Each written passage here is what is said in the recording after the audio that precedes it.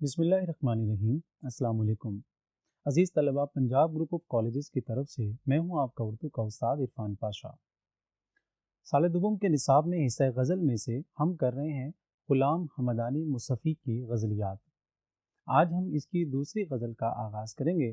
آئیے دوسری غزل کے پہلے شعر کی طرف چلتے ہیں۔ نہ گیا کوئی عدم کو دل شاداں لے کر، یہاں سے کیا کیا نہ گئے حسرت و ارماں لے کر۔ عدم کا مطلب ہوتا ہے اگلا جہان۔ اس کا لفظی معنی ہوتا ہے کسی چیز کا نہ ہونا، جیسے کہ آپ نے ترکیب سنی ہوگی عدم وجود یا عدم اعتماد، یعنی اعتماد کا نہ ہونا، ٹھیک ہے۔ تو اس سے مراد ہوتا ہے نہ ہونا، لیکن ہم اس سے مراد لیتے ہیں کہ موت کے بعد کی جو دنیا ہے، جسے ہم قبر کا جو زمانہ ہے، جسے ہم عالم برزخ کہتے ہیں، وہ مراد لیتے ہیں اس سے۔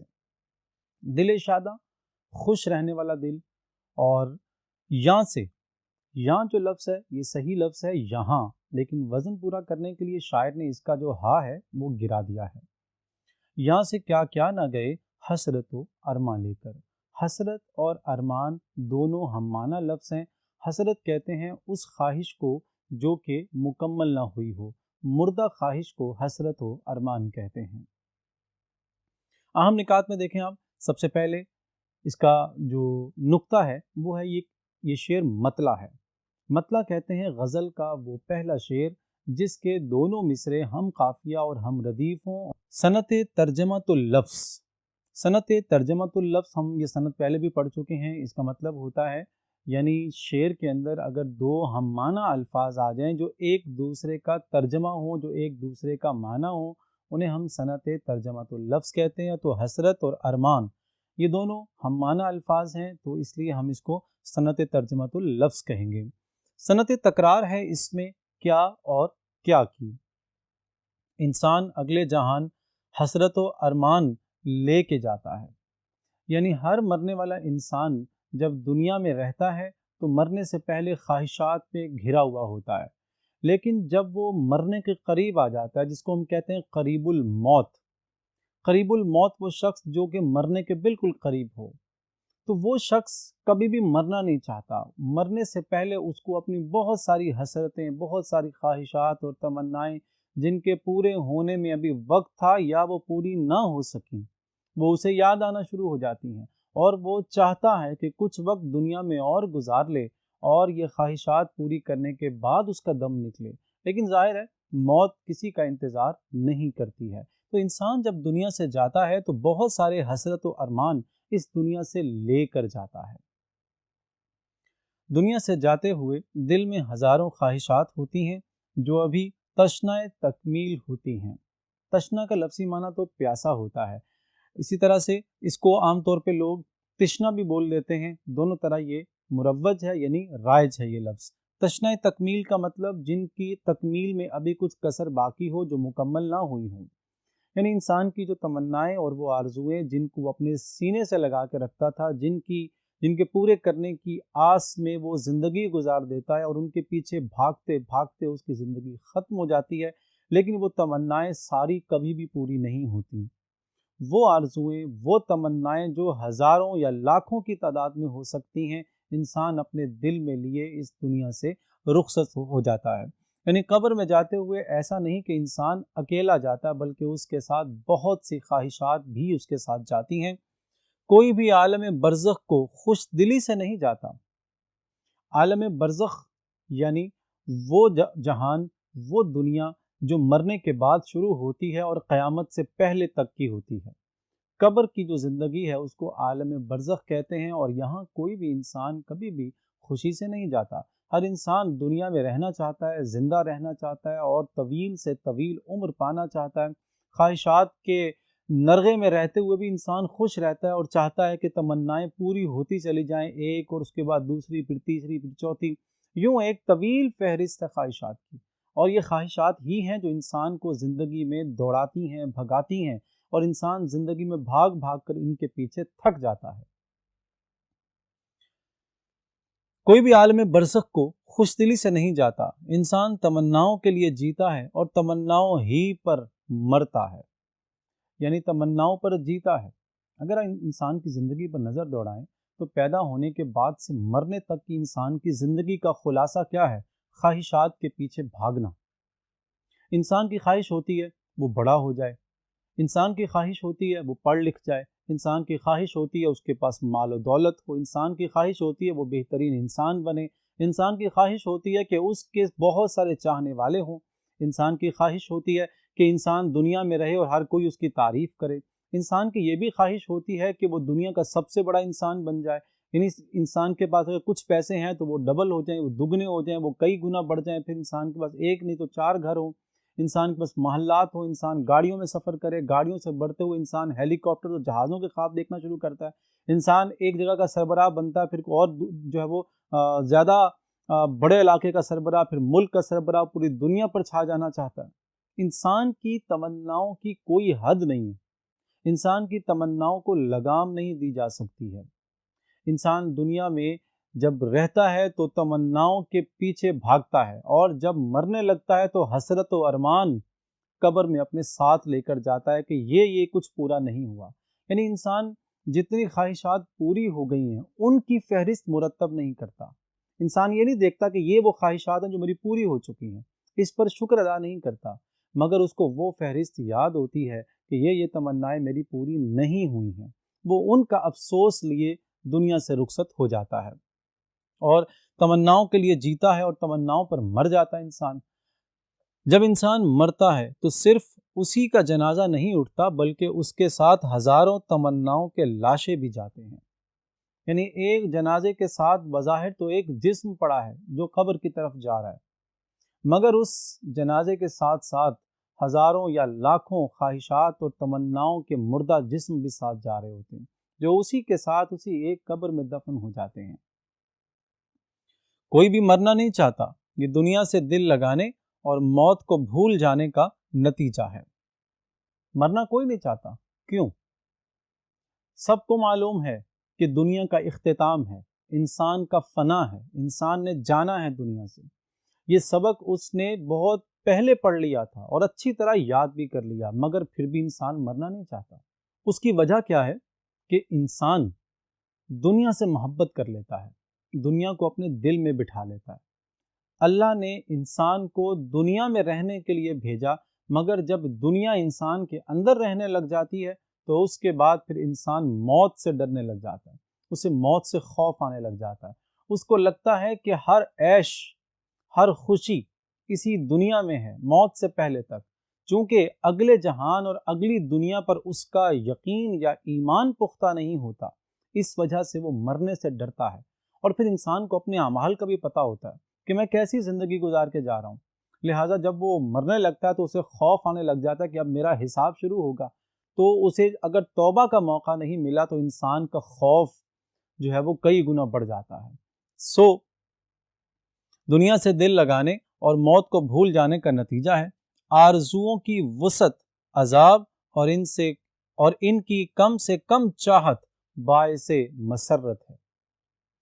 انسان جتنا اپنی آرزوؤں کو وسیع کر لے گا، جتنا اپنی خواہشات کو پھیلا لے گا، انسان دنیا میں جتنا کچھ چاہے گا، یہ اس کے لیے ایک عذاب بن جائے گا، یہ اس کے لیے ایک مرض بن جائے گا، بیماری بن جاتی ہے انسان کے لیے، کیونکہ انسان کہیں رکتا نہیں ہے۔ پھر اب جب ان خواہشات کی تکمیل کے لیے بھاگتا ہے تو اس کا نتیجہ کیا ہوتا ہے کہ وہ اپنے فرائض بھول جاتا ہے، وہ اپنی ذمہ داریاں بھول جاتا ہے، اس کو یہ یاد نہیں رہتا کہ میں دنیا میں بھیجا کیوں گیا تھا۔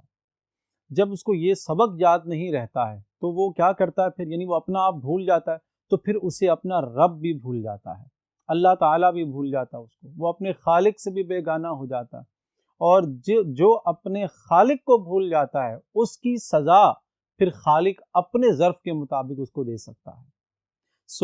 انسان اگر اپنی آرزوؤں کو کم سے کم وسیع رکھے، جتنا سکیڑ سکتا ہے سکیڑ لے، یہ اس کے لیے باعث مسرت ہوگا، اور صرف اس دنیا میں نہیں بلکہ اگلے جہان میں بھی۔ دونوں جہانوں کی نجات کا باعث انسان کی خواہشات کا سکڑنا ہے، اور دونوں جہانوں کی بربادی کا باعث، دونوں جہانوں میں عذاب کا باعث خواہشات کا وسیع ہو جانا ہے۔ آئیے اس کے حوالہ جات کی طرف چلتے ہیں۔ کس کو خبر اس ایک جنازے کے ساتھ ساتھ قبروں تک اپنی کتنے جنازے گئے ہیں آج۔ تو یہ جو شعر ہے یہ اسی بات کی ترجمانی ہے جو میں نے ابھی اوپر آپ سے کی کہ انسان کا ایک جو جنازہ اٹھتا ہے تو اس کے ساتھ کئی اور خواہشات کے جنازے بھی اس کے اٹھتے ہیں۔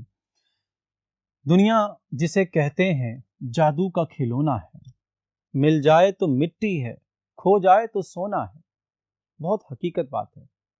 ہم جس دنیا کے پیچھے بھاگتے ہیں، شاعر کہتا ہے وہ ایک کھلونا ہے۔ جیسے بچہ کھلونے کے لیے تڑپتا ہے، کھلونے کے لیے مچلتا ہے، بچہ روتا ہے، اب اگر وہ مل جائے تو وہ کھلونا مٹی بن جاتا ہے، یعنی نظر آتا ہے کہ یہ مٹی ہے، بیکار چیز ہے۔ اور جب تک وہ نہ ملے یا وہ کھو جائے تو وہ سونا بن جاتا ہے ہمارے لیے۔ یعنی دنیا کی جو چیز ہمیں ملی نہیں ہے وہ ہمارے لیے بہت بڑی ہوتی ہے، ہم اس کو پانے کے لیے نہ جانے کیا کچھ کر جاتے ہیں، لیکن جب وہ ہمیں مل جاتی ہے انسان کہتا بس یہ اتنی سی بات تھی، اور اس کی خواہش کو جب تسکین ہو جاتی ہے تو پھر وہ خواہش جو اس کے اندر لذت تھی وہ لذت ختم ہو جاتی ہے۔ اس دکھ بھری حیات کی محرومیاں نہ پوچھ، کیا کیا تمہیں بتائیں کہ کیا کیا نہ ہو سکا۔ غالب کا خوبصورت شعر ہے کہ دنیا کی جو محرومیاں ہیں، زندگی کی محرومیاں، وہ مت پوچھو۔ یعنی کہتا ہے میں تمہیں کیا کیا بتاؤں کہ کیا کیا نہیں ہو سکا، یعنی جو ہو چکا وہ تو انسان کبھی اس کو جب خاطر میں لاتا ہی نہیں ہے۔ جو نہیں ہو چکا انسان صرف اسی کی بات کرتا ہے، اسی کو یاد کرتا رہتا ہے۔ حسب خواہش نہ مل سکا کچھ بھی، ہم نے جیون لٹا کے دیکھ لیا۔ انسان خواہش کے مطابق اگر کچھ لینا چاہے تو سب نہیں ملتا۔ شاعر کہتا ہے میں نے پوری زندگی لگا کے دیکھ لی ہے، انسان کو خواہش کے مطابق کبھی کچھ نہیں ملتا، سب کچھ نہیں ملتا۔ بہت سی خواہشات پوری ہوتی ہیں انسان کی مگر سب پوری نہیں ہوتی ہیں۔ یہ ایک شعر مکمل ہوا۔ آئیے اگلے شعر کے لیے چلتے ہیں دوسرے بورڈ کی طرف۔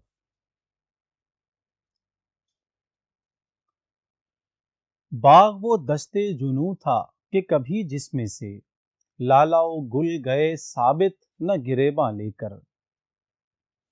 باغ وہ دشتے جنوں تھا، باغ اس سے مراد چمن، اور دشتے جنوں وحشت کا صحرا، دیوانگی کا صحرا۔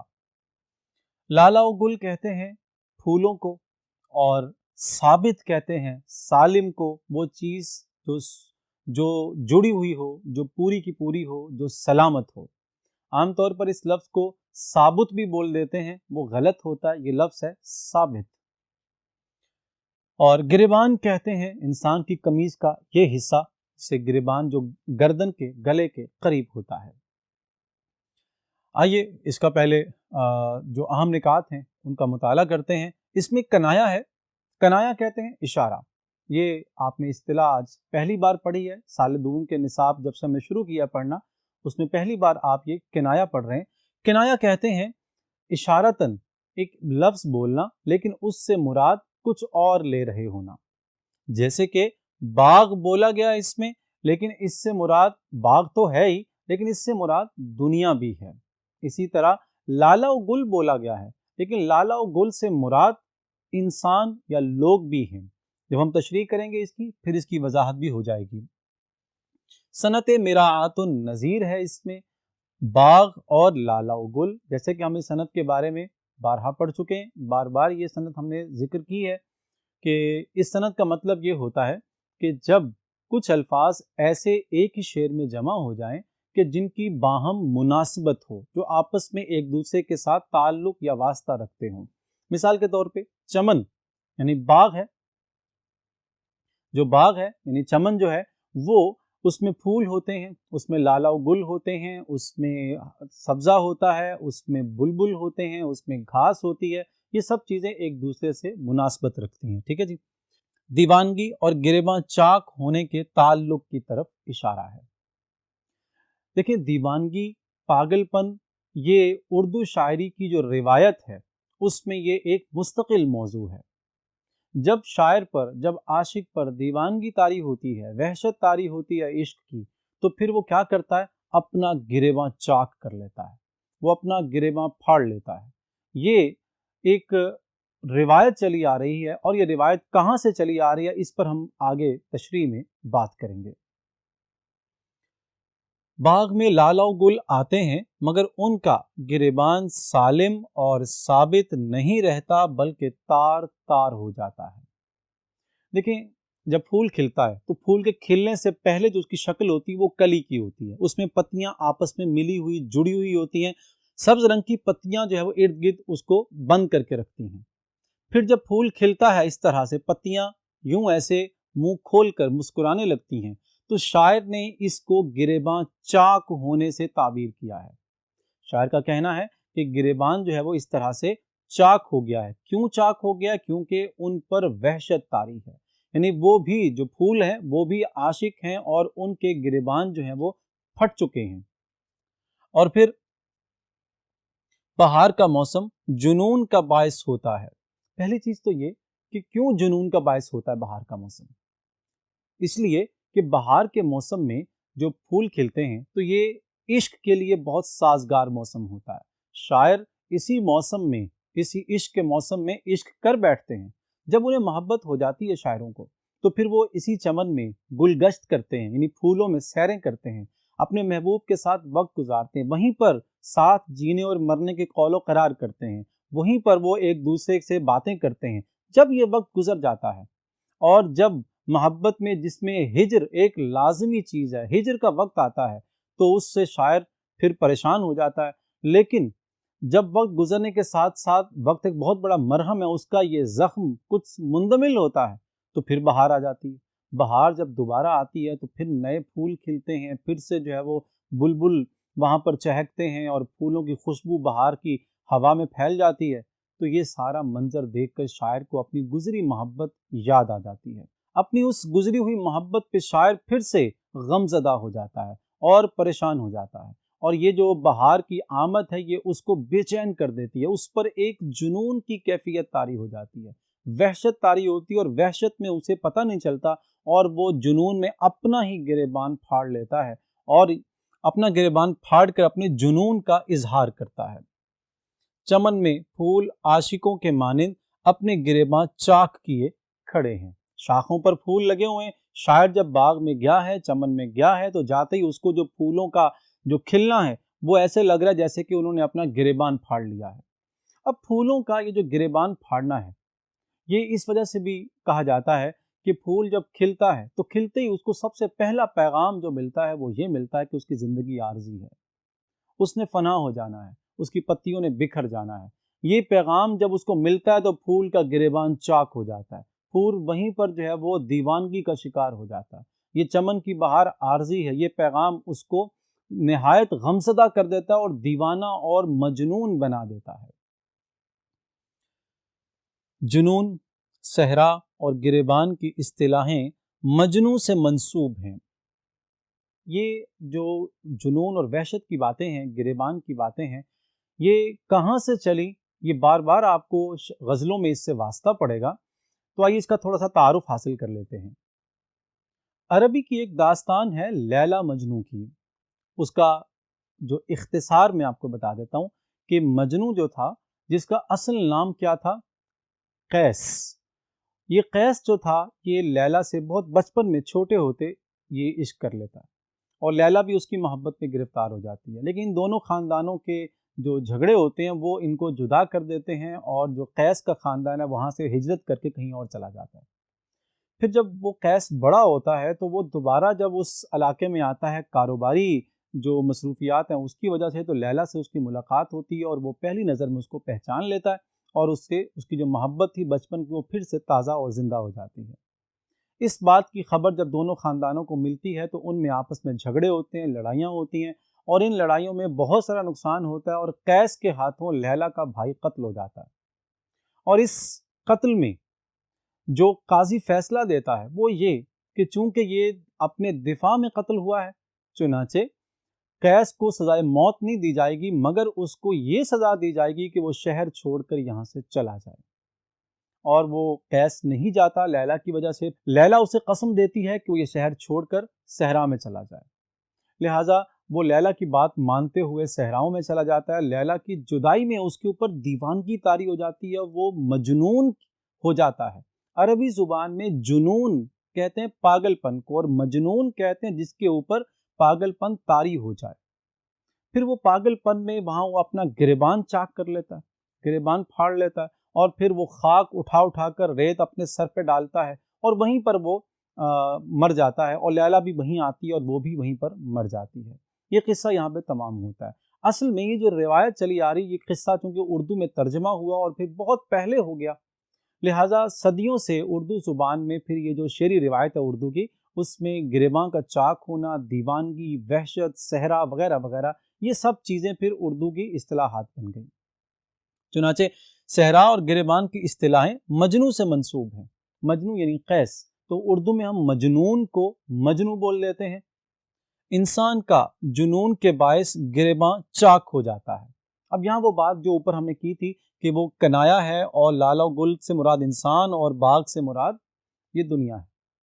اگر ہم اس کو کنایتاً لیتے ہیں تو شاعر یہ کہہ رہا ہے کہ یہ دنیا ایک باغ ہے, مگر یہ عجب باغ ہے, یہ باغ بھی نہیں بلکہ یہ ایک دیوانگی اور وحشت کا صحرا ہے. چنانچہ وہ کہتا ہے کہ جو لالا و گل ہے, یعنی یہ انسان ہے یہاں پہ جو ان پھولوں کی مانند ہے, ان کا گریبان چاک ہو جاتا ہے. انسان وحشت کا شکار ہو جاتے ہیں اس دنیا سے, اور جب دنیا سے رخصت ہوتے ہیں تو ہم دیکھتے ہیں کہ ان کا جو کفن ہے وہ سلا ہوا چونکہ نہیں ہوتا, تو شاعر نے اسے کہا یہ گریبان چاک ہے اس کا. حوالہ جات کی طرف چلتے ہیں. جوش جنوں کے ہاتھ سے فصل بہار میں, گل سے بھی ہو سکینہ گریباں کی احتیاط. یعنی جو پاگل پن کا جوش تھا اس کی وجہ سے بہار کے موسم میں پھول سے بھی گریبان کی احتیاط نہیں ہو سکی, مطلب وہ کھل گیا, یعنی گریبان پھٹ گیا اس کا. موسم بدلا رت گدرائی اہل جنوں بے باک ہوئے, فصل بہار کے آتے آتے کتنے گریباں چاک ہوئے. ظہیر کشمیری کا شعر ہے. یعنی جب موسم بدلا ہے اور جب اہل جنون جو ہیں, جو اہل عشق ہیں, جو کہ جنون کی حالت میں چلے گئے ہیں, وہ فصل بہار کے آتے آتے ان کے گریبان چاک ہو گئے, اور کتنوں کے ہوئے کیا معلوم. جوش پر پھر بہار آئی ہے, پتی پتی بکھر گئی ہوگی. یعنی بہار اس وقت جوبن پر ہے, تو جو پھولوں کی پتیاں ہیں وہ اب بکھر چکی ہوں گی. پھول سا میرا مقدر ہے کہ میں تو ندیم, صبح کھلتا ہوں مگر شام بکھر جاتا ہوں. احمد ندیم قاسمی کا یہ شعر ہے. تو یہ شعر اسی کے مصداق ہے, یعنی کہہ رہا ہے کہ انسان ہوں لیکن پھولوں جیسا مقدر ہے, کھلتا ہوں بکھر جاتا ہوں. یہ شعر ہمارا مکمل ہوا. آئیے شعر نمبر 3 کے لیے چلتے ہیں اگلے بورڈ پر.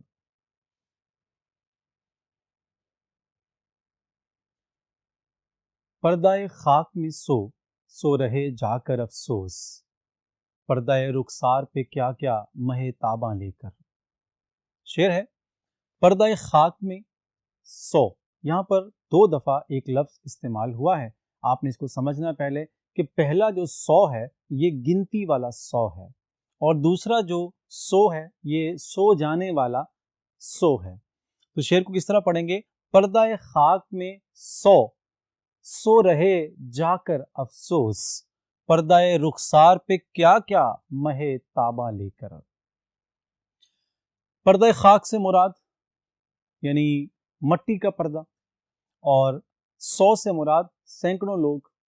سو رہے جا کر افسوس یعنی کہہ رہے کہ سینکڑوں لوگ ہیں جو کہ خاک کے پردے میں جا کر سو چکے ہیں. پردہ رخسار پہ کیا کیا مہ تاباں لے کر. مہ تاباں یعنی خوبصورت لوگ. لفظی مطلب ہے چاند کی طرح چمکتے ہوئے, روشن چاند. یعنی مراد ہے خوبصورت لوگ جو کہ اپنے چہرے پر خاک اوڑھ کر سو گئے ہیں. اہم نکات کی طرف چلتے ہیں. صنعت تکرار ہے اس میں کیا کیا, یعنی ایک ہی لفظ دہرایا گیا ہے اس لیے کیا کیا. صنعت تجنیس ہے, یہ صنعت نہیں ہے آج اس میں, جو آپ کو بتا دوں 100 اور 100. جب شعر میں 2 ایسے الفاظ استعمال ہوں جن کا املا تو ایک ہو مگر ان کا معنی مختلف ہو, تو اسے ہم کہتے ہیں صنعت تجنیس. یعنی الفاظ ایک ہی جنس کے ہیں, ان کا املا ایک ہی ہے لیکن ان کے معنی مختلف ہیں. تو آپ دیکھ رہے ہیں کہ یہاں پر 100 اور 100 دونوں کا املا ایک ہی ہے، ٹھیک ہے، لیکن دونوں کا معنی مختلف ہے۔ پہلا والا 100 جو ہے وہ گنتی والا 100 ہے، اور جو دوسرا والا ہے وہ سونا یعنی سو جانے والا جو ہے وہ والا 100 ہے۔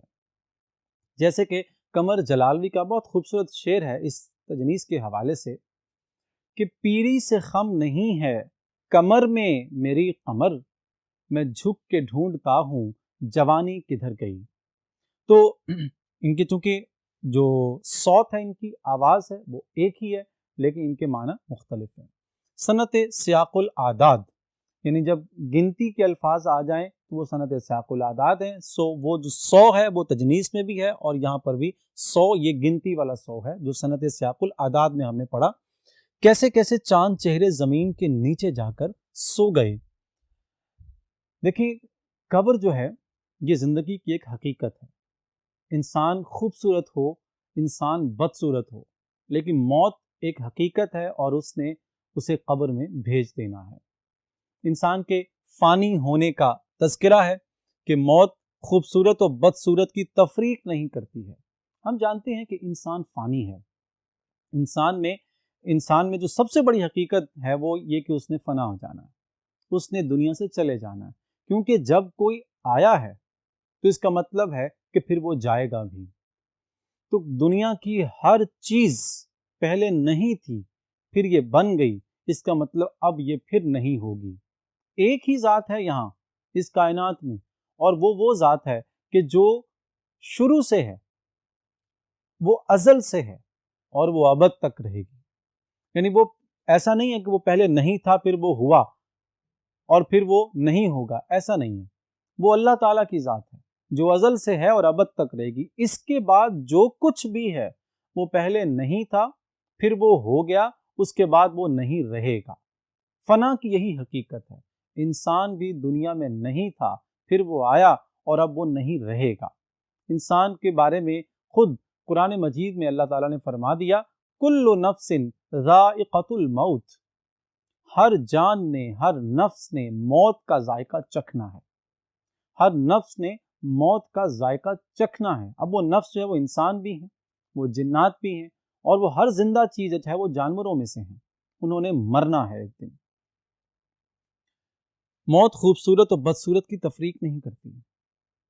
انسان کی یہ فطرت ہے کہ جس چیز کو وہ اچھا سمجھتا ہے، جو چیز کو پسند ہوتی ہے، وہ اس کی فنا نہیں چاہتا، وہ چاہتا ہے کہ وہ ہمیشہ رہے۔ جیسے انسان خود اپنے آپ کو پسند کرتا ہے، اس لیے وہ اپنی فنا بھی نہیں چاہتا، وہ چاہتا ہے مجھے بقا حاصل ہو جائے، اور پھر جو چیزیں اس سے متعلق ہیں جو اس کو اچھی لگتی ہیں، وہ چاہے خوبصورت چہرے ہیں، وہ چاہے خوبصورت چیزیں ہیں، انسان ان کے بارے میں یہی سوچتا ہے کہ انہیں نہیں جانا چاہیے، یا کم از کم وہ ان کے بارے میں یہ نہیں سوچتا کہ انہوں نے مر جانا ہے۔ انسان بھول جاتا کچھ وقت کے لیے کہ موت ان کو بھی آنی ہے، اور جب وہ ایک دم چلے جاتے ہیں تو پھر انسان کو ان کا دکھ ہوتا ہے کہ موت اتنی ظالم ہے کہ ایسے ایسے ماہ پاروں کو بھی لے گئی ہے، ایسے ایسے چاند چہروں کو بھی لے گئی ہے۔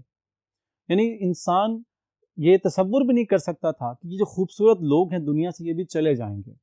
وہ دنیا کی رونق ہوتے ہیں، وہ دنیا کی جو رعنائی ہے اس میں اضافے کا باعث بنتے ہیں، وہ محفلوں کی رونق ہوتے ہیں۔ انسان چاہتا ہے کہ وہ ہمیشہ رہیں، مگر وہ نہیں رہتے۔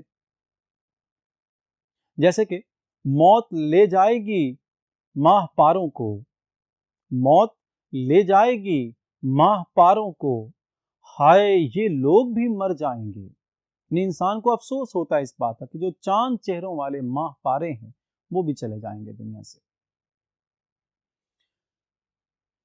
تو پردہ خاک میں سونا، قبر میں دفن ہونا ہے۔ پردہ خاک میں سونے سے کیا مراد ہے؟ قبر میں دفن ہونا ہے۔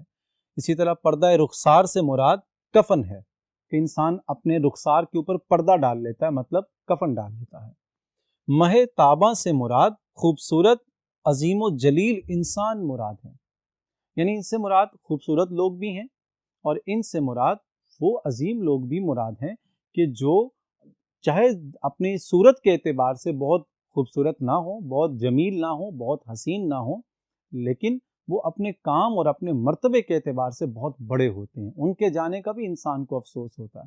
وہ کوئی سائنسدان بھی ہو سکتا ہے، وہ کوئی عالم بھی ہو سکتا ہے، وہ کوئی فلسفی بھی ہو سکتا ہے، وہ کوئی نفسیات دان بھی ہو سکتا ہے، وہ کوئی سیاست دان بھی ہو سکتا ہے، کسی بھی شعبے کا، کسی بھی پیشے کا انسان ہو سکتا ہے، جس نے دنیا میں بڑے کام کر دیے ہوں، جس نے نام پیدا کر لیا، وہ انسان چاہتا ہے کہ یہ کبھی نہ مرے۔ انسان ہمیشہ اس کی ذات سے فائدہ اٹھانا چاہتا ہے تاکہ دنیا اس سے بھرپور طریقے سے مستفید ہوتی رہے، لیکن وہ چلے جاتے ہیں دنیا سے، رخصت ہو جاتے ہیں دنیا سے۔ یعنی طاقتور، کمزور، امیر، غریب، بچہ بڑا، مرد و عورت، شاہ و گدا، حسین و قبیح، ہر کوئی مر جائے گا۔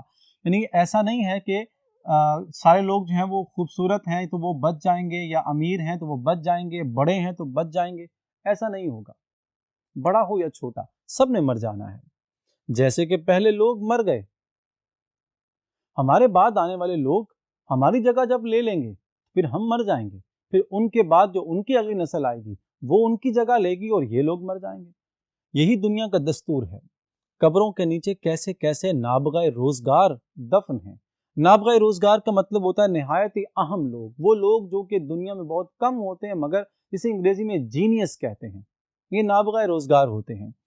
یہ لوگ دفن ہیں، یعنی مٹی جو ہے وہ اس کے نیچے جانے کے بعد سب برابر ہیں۔ مٹی کے اوپر انسانوں میں تفریق ہو سکتی ہے، کوئی امیر ہو سکتا ہے، کوئی غریب ہو سکتا ہے، کوئی بڑا ہو سکتا ہے، کوئی چھوٹا ہو سکتا ہے، کوئی مرد ہے، کوئی عورت ہے، کوئی جو ہے وہ مرتبے میں بہت اونچا، کوئی مرتبے میں بہت نیچا ہے، کوئی دولت میں تفریق کی وجہ سے جو ہے وہ چھوٹا بڑا ہو گیا۔ لیکن جب یہ لوگ زمین سے نیچے چلے جاتے ہیں تو نیچے جانے کے بعد سب برابر ہیں، سب ایک جیسے ہیں، پھر ان میں کوئی فرق باقی نہیں رہتا ہے۔ مٹی دونوں کے ساتھ ایک جیسا جو ہے وہ سلوک رکھتی ہے، اور موت کا کام زندگی کے چراغ بجھانا اور چاند چہروں کو مٹی میں ملانا ہے۔ یعنی موت کا کام صرف ایک ہی ہے کہ جتنے بھی لوگ ہیں انہیں دنیا سے لے جانا اور زندگی کے چراغ گل کر کے چاند چہروں کو مٹی میں ملا دینا۔ کوئی چہرہ کتنا خوبصورت ہو، بہرحال مٹی نے اسے کھانا ہے۔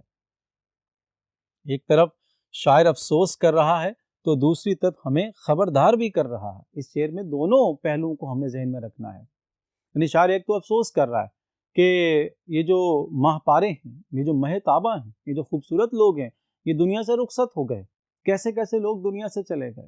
لیکن دوسری طرف وہ ہمیں خبردار بھی کر رہا ہے، وہ یہ کہہ رہا ہے کہ دیکھو کہیں ایسا نہ ہو کہ تم اپنی ذات میں گم اور مگن بھول جاؤ موت کو، اور موت ایک دم سے آ کے تمہیں جھپٹ لے۔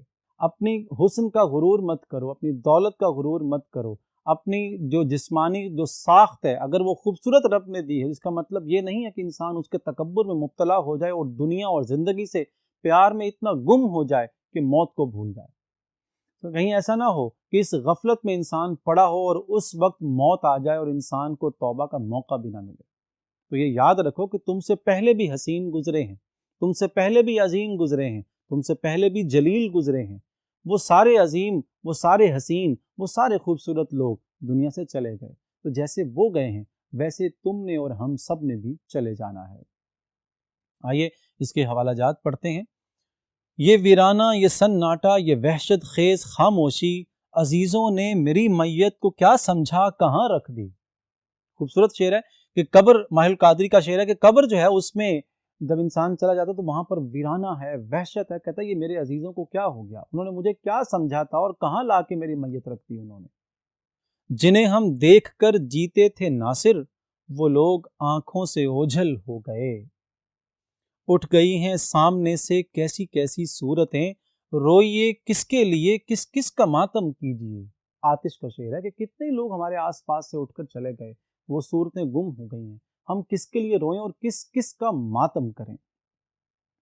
مقدور ہو تو خاک سے پوچھوں کہ اے لئیم، تو نے وہ گنج ہائے گراں مایا کیا کیے۔ غالب کا بہت زبردست شعر ہے، کہہ رہے ہیں کہ میں اس مٹی سے پوچھوں، یہ جو مٹی ہے لئیم کہا ہے اس کو، لئیم کہتے ہیں جو بہت کمینہ صفت ہو، جو بہت کنجوس ہو، جو کہ دوسروں کو نہ دے اور خود رکھنے کی کوشش کرے سب کچھ، اسے لئیم کہتے ہیں۔